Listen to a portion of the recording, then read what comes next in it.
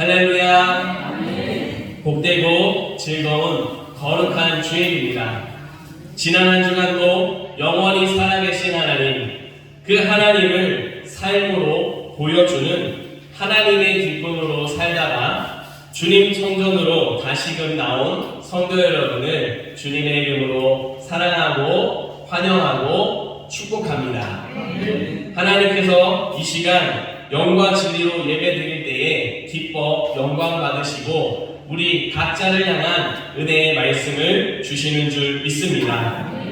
특별히 어린이 주일인 만큼 하나님께서 주시는 그 은혜로 우리의 마음이 더 밝고 순수한 모습으로 하나님의 주시는 그 순결한 모습을 예수 그리스도를 닮아 삶의 자리로 나아가 밝은 모습으로 감사한 자리로 만들어가는 귀한 모두가 되시기를 주님의 이름으로 축복합니다.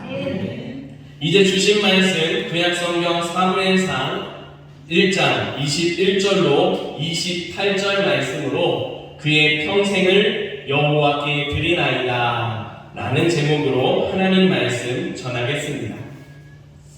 지난 금요일입니다. 지난 금요일에 많은 어린이들이 즐거워했습니다. 어린이날이기 때문에 가족과 함께 다니며 이곳저곳에서 즐거운 모습을 보여주었습니다. 또 자기보다 더 큰 선물을 품에 안고 그걸 낑낑거리면서 들고 가며 자기에게 주어진 그 선물로 인해서 선물을 주는 가족과 함께하는 시간으로 인해서 즐거워하는 모습도 보이기도 했습니다. 어린이도 가족도 모두가 즐거운 시간, 행복했던 그런 시간, 어린이날. 이 어린이날은 언제부터 시작되었을까요? 1923년 소파 방정환 선생을 중심으로 색동회라고 하는 단체가 조직되었습니다. 이 단체에서 우리 어린이들도 똑같은 동등한 사람으로 그들을 존중하고 이들이 꿈을 꿀 수 있도록 하자라고 하는 의미에서 시작되게 되었습니다. 그 해에 본래 5월 1일에 그 기념 행사를 열어서 진행하게 되었습니다. 그 뒤로 해마다 5월 1일에 진행을 했는데 5월 1일 노동절 메이데이라고 하는 그 날하고 겹치기 때문에 이 날짜를 1928년부터 5월 첫째 주 일요일에 지키자라고 했습니다. 그래서 그 이후로 해마다 5월 첫째 주 일요일에 지키고 있었습니다. 그런데 이런 부분에 대해서 탐탁치 않게 여긴 일제가 그 어린이날에 대해서 행사에 대해서 그 모임 단체를 해산을 시켜버렸습니다. 그래서 잠깐 이 어린이날 행사가 중지되었습니다. 하지만 해방된 이후 1946년부터 다시 어린이날을 지키게 되었습니다. 그런데 해마다 5월 첫째 주 일요일에 날짜가 바뀌는 것을 불편하게 여기고 우리 항상 같은 날에 지키는 게 좋겠다라고 하는 의견으로 그 해에 1946년 5월 첫째 주 일요일이었던 5월 5일 그날을 이제 앞으로 5월 5일을 어린이날로 지키자라고 하고 그 뒤로 5월 5일을 어린이날로 계속해서 지켜오고 있습니다. 이 어린이날 그렇게 시작이 되었고 지금까지 이어져 오고 있습니다. 그런데 그 시작의 배경을 보게 되면 일제의 박해 속에 암울한 시대적인 배경을 하고 있습니다. 그와 같은 시기에 어린이들에게 여전히 희망이 있다, 어린이들을 통해서 앞으로 변화를 이룰 수 있다라고 하는 꿈을 주고 미래를 꿈꾸도록 하기 위해서 시작이 되었습니다. 그렇게 시작된 이 어린이날, 어린이들을 바라보며 사람들이 힘을 내는 시간이 되었습니다. 암울한 시대 속에서 힘들고 아프고 어려운 일들을 잊고 아이들을 바라보며 다시금 희망을 품고 소망을 품는 그런 날로 지내게 되었습니다. 어린이는 그 모습이 작고 약해 보입니다. 하지만 이렇게 작은 아이들은 천진난만합니다. 별것 아닌 일에도 까르르 웃으며 서로 즐겁게 뛰어노는 모습을 보여줍니다. 그런 모습은 대부분의 어른들에게 큰 즐거움이고 큰 힘이 되어집니다.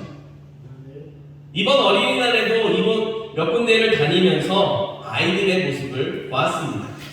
그 아이들의 모습을 보고 있노라니 얼굴이 자연스럽게 미소가 지어졌습니다.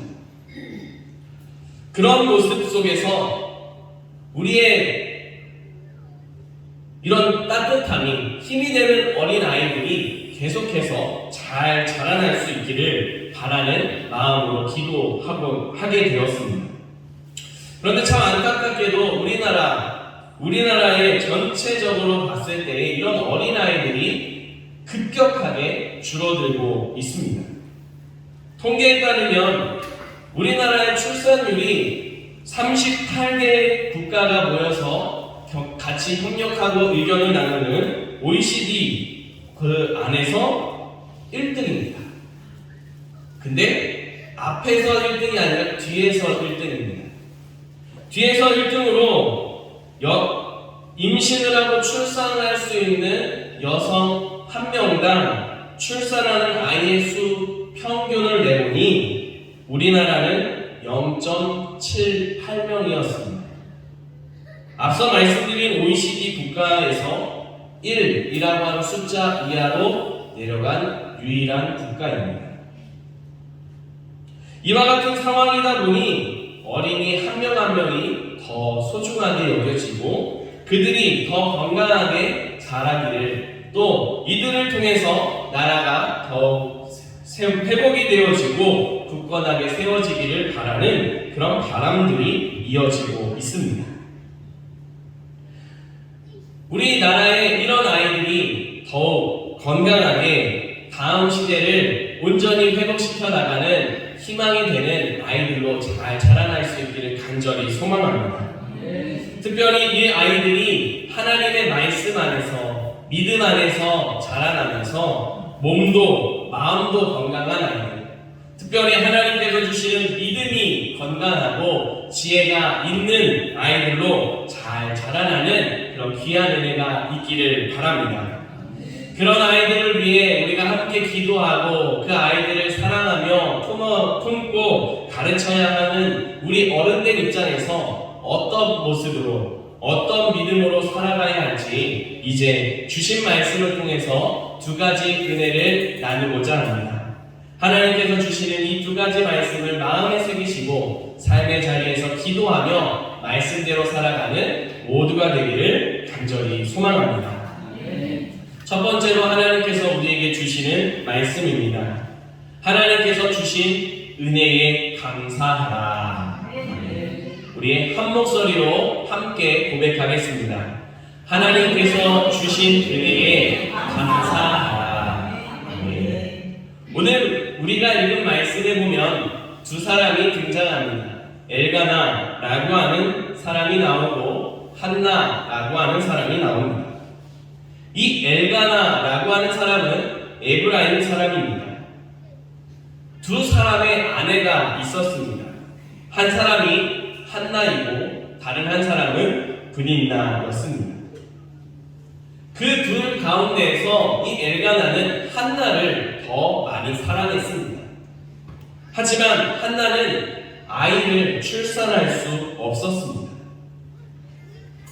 한나에게 자녀가 출산되지 못하는 그런 괴로움이, 고통이 날마다 더해졌습니다. 이 히브리어로 보게 되면 임신이라고 하는 뜻하는 이 단어가 자비를 뜻하는 단어이기도 합니다. 그러다 보니 하나님께서 자비를 주시는데 하나님께서 주시는 자비를 받지 못하는 사람으로, 하나님께서 함께 계시지 않은 사람으로 여겨지고 사람들에게로부터 비난과 손가락질을 받아야만 하는 그런 모습이었습니다. 가장 가깝게는 군인다가 아이를 출산하지 못함에도 불구하고 사랑을 받는 한나를 시기하고 질투해서 몹시 괴롭게 만드는 일들이 비일비재하게 있었습니다. 한나는 이렇게 사람들의 시선과 사람들의 괴롭히는 그 속에서 괴로웠습니다. 그러나 한나의 괴로움은 그보다 더 큰 괴로움은 하나님의 자비가, 하나님의 은혜가 자신의 삶 속에 없는 것 같아 더 큰 괴로움으로 살아가고 있었습니다. 그래서 이 한나는 하나님께 나아가 그 괴로움을 토해냈습니다. 하나님께서 자비를 허락해 주시기를, 하나님께서 은혜를 주시기를 간절히 구하며 하나님 앞에서 기도했습니다. 그렇게 기도하는 가운데에 한나가 하나님께 한 가지 서원하며 약속합니다. 하나님께서 제게 은혜를 주셔서 자녀를 낳게 하시면 제가 그 자녀를 하나님께 드리겠습니다. 그의 평생을 하나님께 올려드리겠습니다 라고 그렇게 서원하며 하나님께 간절함으로 기도했습니다. 이렇게 기도하는 한나를 하나님께서 기억해 주셨습니다. 그의 기도를 들으시고 한나의 태중에 아이가 생기게 하셨습니다. 그리고 때가 되어 그 아이를 출산했을 때에 그 아이가 아들이었고 그 이름을 사무엘이라고 짓게 되었습니다. 이렇게 한나는 하나님께 은혜를 입었습니다.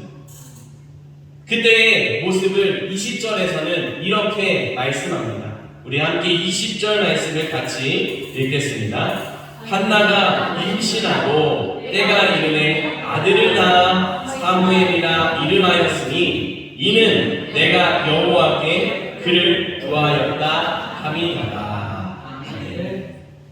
사무엘이라고 하는 이름의 뜻은 사실 여기에 나오는 이름의 뜻과는 다릅니다. 그 단어를 직역하면 하나님의 이름, 하나님의 뜻, 하나님이 주셨다 이런 뜻으로 되는데요. 그런 뜻으로 하지 않고 한나가 생각한 그 뜻의 의미는 내가 여호와께 그를 구하였다 라고 하는 뜻으로 사무엘이라고 하는 이름을 지었습니다. 사무엘이라고 하는 이름의 뜻은 여호와께 구하였다, 하나님께 기도했다 라고 하는 뜻입니다. 하지만 기도하고 난 결과가 있습니다. 한나가 이렇게 하나님께 구했을 때에 하나님은 사무엘을 허락해 주셨습니다.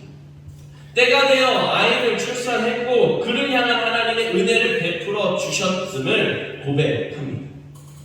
그렇기 때문에 한나는 사무엘의 이름을 부를 때마다 내가 구하였다 라고 하는 의미와 함께 더 나아가 내가 구하였고 하나님께서 은혜를 주셨다, 하나님께서 아들을 주셨다 라고 하는 의미가 그 속에 내포되어 있습니다. 이와 같은 고백으로 아들을 부르며 살아가는 한나, 그 한나를 지극 정성으로 보살피며 잘 양육했습니다. 사무엘을 양육하는 순간순간, 사무엘의 이름을 부르는 모든 순간 한나는 어떤 마음으로 무엇을 했겠습니까? 내가 간절히 구했을 때에 하나님께서 주시는, 내가 구했을 때에 아들을 주시는 그 은혜에 감사하며 하나님께 찬양하는 모습이었습니다. 이와 같이 하나님께서 주시는 그 선물을 은혜라고 합니다. 은혜는 하나님께서 우리에게 주시는 선물입니다. 그런데 이 선물이 받을 만한 이유가 있어서 주시는 그런 선물이 아닙니다. 하나님께서 또 어떠한 목적이 있어서 주시는 선물도 아닙니다.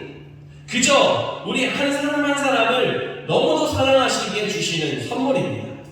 또한 이 선물을 받은 우리가 하나님의 사랑을 알고 하나님의 사랑 안에 살기를 바라시며 주시는 조건 없는 선물이 바로 바로 은혜입니다.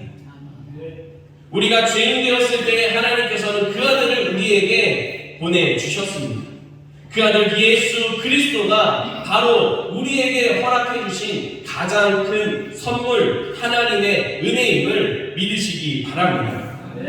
그 아들 예수 그리스도를 믿는 모든 사람들에게 하나님께서는 영생을 주셨습니다.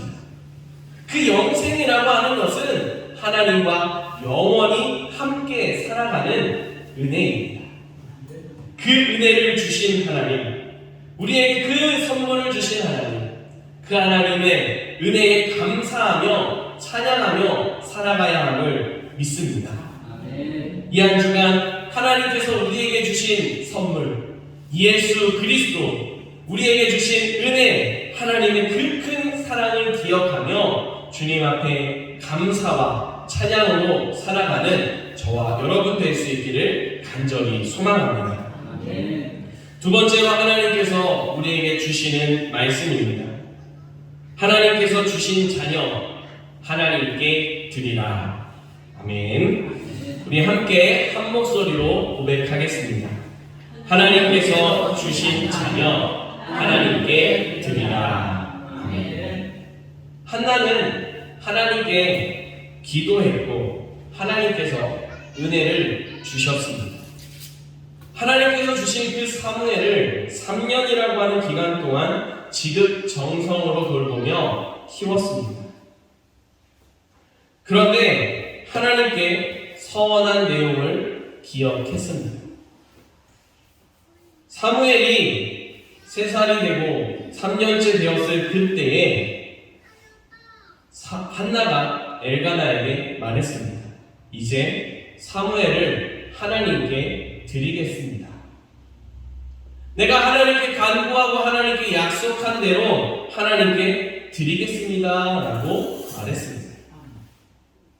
이 말을 들은 엘가나가 이것을 거절하지 못하기 때문이 아니라 무효할 수 없기 때문이 아니라 한나를 존중하기 때문에 또 엘가나 자신도 하나님의 은혜를 경험했기에 그 말을 받아들였습니다. 한나가 말했을 때 엘가나가 아니요, 그거는 무효합시다. 그건 없던 일로 합시다 라고 말하면 아무리 한나가 서원했더라도 그것을 이행하지 않아도 하나님께서는 용서하시고 없던 일로 해주십니다. 가정의 가장으로서 세운 그런 영향을 그렇게 하나님께서 말씀하셨습니다. 그런데 엘가나는 그 이야기를 듣고 한나를 존중하고 자신이 경험한 하나님을 기억하며 하나님께 그 아이를 드리기로 결정합니다. 그렇게 결정하고 하나님께 나아가 하나님께 드린 사무엘. 그 사무엘을 드릴 때 한나의 고백이 이렇습니다. 28절 말씀입니다. 우리 함께 28절 말씀을 같이 다시 한번 읽겠습니다. 그러므로 나도 그를 여호와께 드리되 그의 평생을 여호와께 드리나이다 하고 그가 거기서 여호와께 경배한다. 그러므로 나도 그를 여호와께 드린다 라고 말했습니다.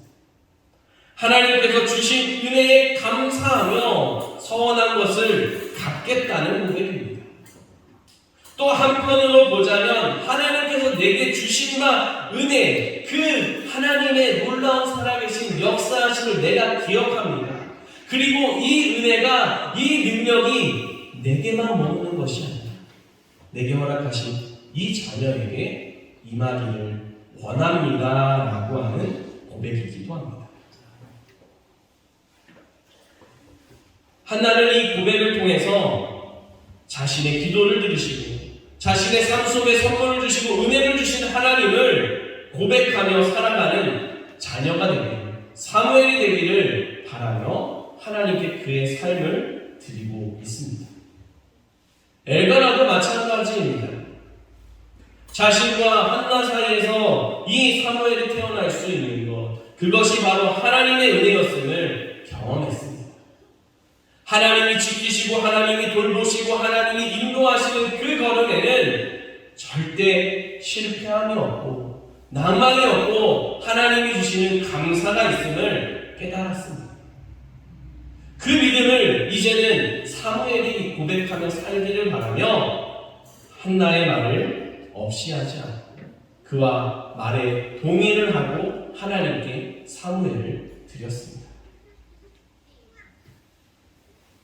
하나님께서 주신 은혜, 하나님께서 주시는 그 놀라운 역사하심, 우리는 그 은혜를 보며 감사하는 삶이 돼야 합니다. 그 삶이 우리에게서만 그쳐져서는 안 됩니다. 우리에게 하나님께서 허락해 주신 그 사랑하는 자녀, 한나에게 은혜로 허락해 주신 자녀 사무엘과 같이 우리 각자에게 허락해 주신 우리 삶의 자리에 가정에 허락해 주신 우리 자녀들, 우리의 자녀들뿐만 아니라 이 시대 다음 세대를 살아가는 귀한 영혼 한 영혼을 사랑하는 마음으로 그들이 하나님을 경험하고 하나님의 은혜 속에 살아가기를 바라며 기도의 함을 기억할 수 있기를 바랍니다. 하나님은 지금도 살아서 역사하시며 우리 인생 한 사람 한 사람의 인생을 책임지시고 붙잡으시고 거룩한 길로 이끌어 가심을 믿습니다. 이 믿음을 고백한다면 하나님께 우리의 것을, 우리의 삶을, 우리의 자녀들을 맡겨드릴 수 있어야 합니다. 얼마 전 드라마를 봤습니다. 나쁜 엄마라고 하는 드라마입니다. 그 드라마 속에 한 어린 초등학생 아이가 엄마 품에서 자라납니다. 아빠가 사고로 인해서 죽고 엄마가 홀로 아이를 키웁니다.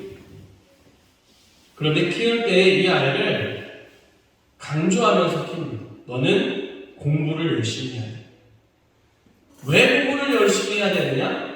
판검사가 되기 위해서 공부를 열심히 해야 된다는 겁니다.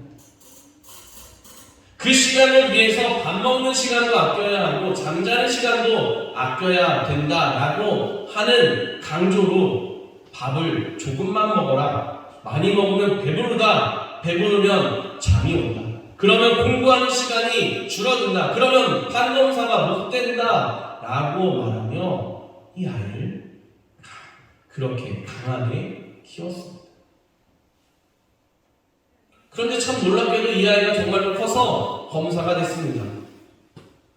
검사가 됐는데 바른 방향으로 그 정의를, 헌법을 바른 일을 위해서 쓰는 게 아니라 자신의 목적을 위해서, 자신의 성공을 위해서, 자신의 뭔가 생각한 계획을 위해서 한 걸음 한 걸음 내딛는 모습을 보여줍니다. 부당한 모습이 나타나기도 했습니다. 이게 정말로 잘 큰 걸까요? 그 장면을 보면서 이 시대 속에 많은 아이들이 그렇게 배우고 있고 그렇게 잘하고 있다는 안타까운 현실을 보게 되었습니다. 서로가 공부를 열심히 해야 된다고 가르칩니다. 그런데 왜 공부를 열심히 해야 되는지 분명하게 가르쳐 주지 않습니다. 가르쳐 주더라도 너를 위해서, 잘 먹고 잘 살기 위해서, 네가 성공하기 위해서야 라고 말하는 그런 시대 속에 우리 아이들이 자라고 있습니다. 전도를 다시 시작하기 전에 그 황지초등학교 앞에 분식점을 아들과 함께 갈 일이 있었습니다. 저희 아이와 함께 그곳에 앉아가지고 그곳을 오가는 아이들을 봤습니다. 제 어릴 때 시절처럼 아이들은 천진난만하게 1,000원, 2,000원 그 돈을, 구겨진 돈을 들고 와서 즐겁게 해맑게 음료수를 사가고 먹을 간식거리를 사가는 모습을 보았습니다. 그런데 그 추억에 잠기는 것도 잠시 마음이 너무 아팠습니다. 그곳에서 컵에 라면을 팔았습니다. 그 컵에 파는 라면을 아이들이 받아가지고 그 자리에 앉아서 먹을 시간이 없으니까 들고 걸어가면서 먹는 모습을 보았습니다. 그리고 나서 보니까 우리 아이들이 아이들이 아직도 어린데도 불구하고 이런 말을 합니다. 목사님, 전도사님, 저 정말 바빠요. 아니, 조그마한 아이가 뭐가 그렇게 바쁠까요? 물어봤습니다. 제가 학교 끝나면요, 학원을 가야 되고요, 학원 끝나면요, 또 다른 학원 가고요, 또 학원 끝나면 또 가고요, 그러고 나서 집에 가서 숙제도 해야 되고요. 정말 시간이 없어요. 너무 바빠요. 매일매일 바빠요. 그런데 그게 현실입니다. 우리 아이들이 그렇게 자라고 있습니다. 왜 그렇게까지 해야 되는지, 무엇을 위해서 그렇게 해야 되는지 분명한 방향을 제시를 해주지 못합니다. 그저 그렇게 해야지 나중에 성공할 수 있어, 그렇게 해야지 나중에 잘 살 수 있어 라고 하면서 가르쳐 줍니다. 우리 믿음의 사람들이랑은 다를까요? 아니요. 제가 만난 아이들이 교회 다니는 아이들이었습니다. 사랑하는 성도 여러분, 우리의 자녀들이 어떻게 자라야겠습니까? 하나님은 우리에게 은혜를 주십니다. 우리의 갈 길을 아시고 우리의 모든 걸음을 아시고 이끌어 가시는 살아계신 은혜의 하나님이심을 믿습니다. 그 하나님을 만나고 그 하나님이 주시는 은혜 속에, 말씀 속에 살아가야 하는 믿음의 자녀로 세워져야 하는 줄 믿습니다. 그 아이들이 믿음의 자녀로 살아갈 수 있도록 말씀을 보여주고 말씀을 가르쳐줘야 되는 역할이 누구에게 있습니까? 저와 여러분, 우리 이 시대를 살아가는 믿음의 사람들에게 있습니다. 하나님은 우리에게 은혜를 주십니다. 그 은혜를 사모하는 자, 그 삶을 사모하는 자로 우리 자녀들이 살아갈 수 있도록, 우리 아이들의 미래를 하나님께 맡겨드리고 하나님께서 이끄시는 그 길을 온전히 따라가는 믿음의 사람들로 자라가도록 기도하며 삶으로 하나님의 능력을 보여주며 증거하는 복된 삶이 될 수 있기를 간절히 소망합니다. 그런 저와 여러분의 삶을 통해서 믿음을 배운 아이들이 훗날 하나님의 나라를 이루고 하나님의 기쁨을 만들어가고 감사를 만들어가는 복된 삶이 될 줄 믿습니다. 기도드리겠습니다. 살아계신 하나님 감사합니다. 주님 앞에 인도하여 주시고 하나님께 영광 올려드리게 하시네 감사드립니다. 하나님께서 주신 은혜, 하나님께서 주신 그 모든 것에 감사하며 찬양하며 살아가는 우리의 걸음되도록 지켜주시옵소서. 은혜로우신 하나님, 하나님께서 우리에게 사랑하는 자녀들을, 사랑하는 다음 세대를 허락해 주셨습니다. 간절히 비옵나니 이들이 믿음의 사람으로 잘 자라갈 수 있도록 기도하는 우리가 되게 하여 주시옵소서. 삶으로 살아계신 하나님을, 우리 삶 속에 역사하시는 하나님을 증거하고 보여주는 모습이 되게 하시고 하나님의 은혜를 증거하며 가르치며 하나님 나라 만들어가는 복된 걸음 되도록 역사하여 주시옵소서. 어린이를 사랑하시고 어린이가 믿음으로 자라가도록 우리 모두를 지키시고 인도하시는 살아계신 우리 구주 예수 그리스도의 이름으로 기도드립니다. 아멘.